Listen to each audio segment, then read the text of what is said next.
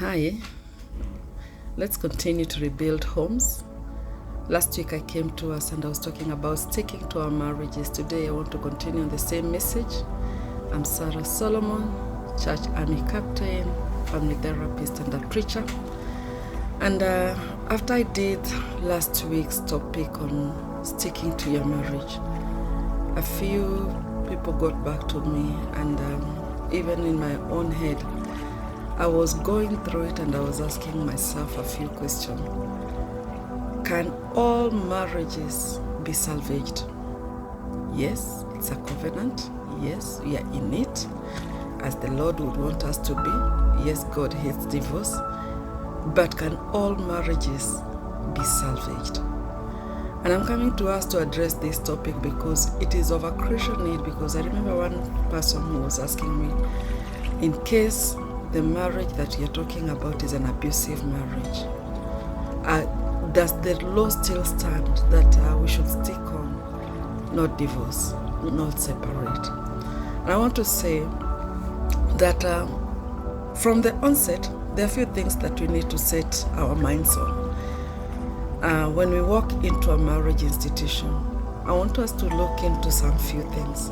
Number one, an understanding of what a marriage is. What is a marriage? Let me say, a marriage is a contract, is a covenant between two in the presence of God. Meaning, when you're talking about a marriage being a covenant, there is an element of permanency that comes tied to it. And if we can remember well the vows that we exchange before the altar on the day of our marriage, the last statement that we pronounce is that we will stick into it until death do us part. Meaning, the only place that we see that it allows us to step out in line with what we have covenanted ourselves to is death. There are a number of cases where we see an abuse can step into a marriage. If one is in an abusive marriage, then what? How is one supposed to conduct themselves in such a scenario? Number one, I want us to define what abuse is. Abuse can go into many avenues, right beyond the physical attack by one to another. Abuse can be emotional, it can be psychological, abuse can be verbal, abuse can be withholding the conjugal right of the other. Abuse can be also the element of where one is being battered in marriage. This is what I would say in a case of an abuse. Before you consider stepping out of your marriage, have you considered what other options lie out for you? What are the steps that you have taken to see that you have tried to address the abuse that is in the marriage? This is one thing that I have come to believe, that much of the abuse that is in many marriages is as a result of the silence that exists in marriage. Abuse loves to thrive where silence is present. So as the abused, you have a role, you have a responsibility to break the silence of that abuse. I have seen, I normally compare an abuser in a marriage to a bully. And this is what I believe concerning any manner of bullies that we have out there.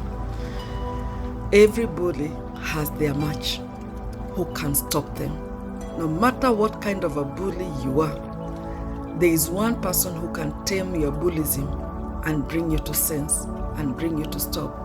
And so this, before you consider stepping out of this covenant, because there are repercussions of walking away, before you consider stepping out, this is what I would encourage you. Look around for the sources of power that are around you that can give you charge to fight back the abuse that is coming into your marriage. In many cases, when one has sat under counsel, when one has been well informed by the available information sources, they're able to reach out and to tap strength they are able to build capacity, and they are able to come back to their homes and reform those homes. If we can talk to many marriages that are 15 years and above, the testimony will go, there are those which started with trouble, but along the way, there is one of those person in the marriage who learned the right way to go about it. And when they turned around and they said enough was enough, then the person who was abusing was transformed. And some of those marriages, they have continued as a result of the sanity that came back into that marriage, the love that was restored, and the oneness that started, and the harmony that came, and now the marriage is able to continue together.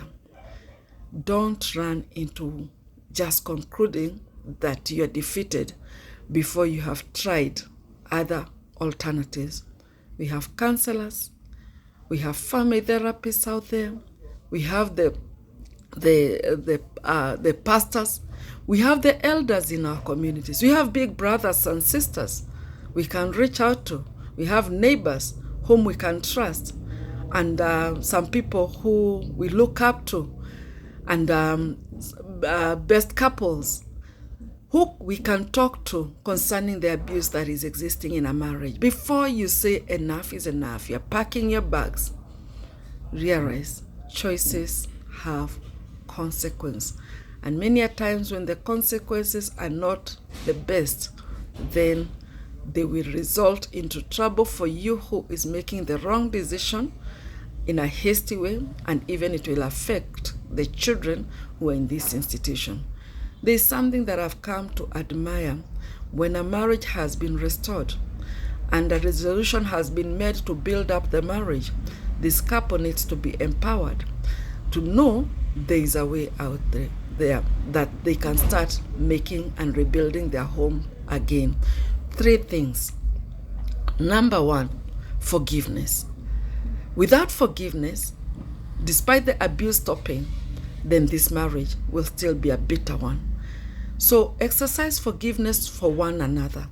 A marriage will continue and thrive because forgiveness is present. Number 2, appreciation. I want to tell you, no matter what you think about your partner, there's something good about them.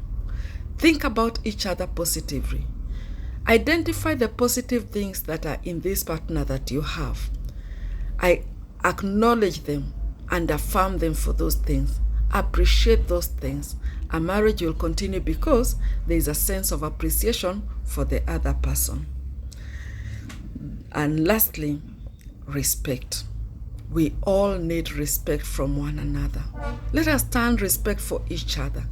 Respect is not only to be given to the man, even the woman deserves her level of respect. She deserves respect, and so are the children in the family.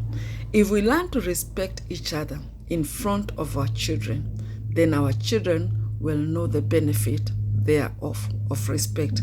And I can assure you, a man who has no respect for their wives, even their children, can never respect them, and they can never be able to show respect to the authorities out there, or whoever is desirable of respect out there.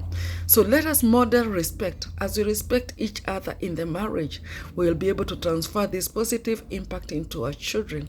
And these 3 attributes, forgiveness, appreciation, and respect for one another, it's the one key thing that will take your marriage to the very farthest and even to the end of time, as we saw on our marriage vows, until death do us part. Restore that in your families and see what will become of that marriage. God bless you as you make up your mind to work positive resolution to building your home. God bless you. Thank you.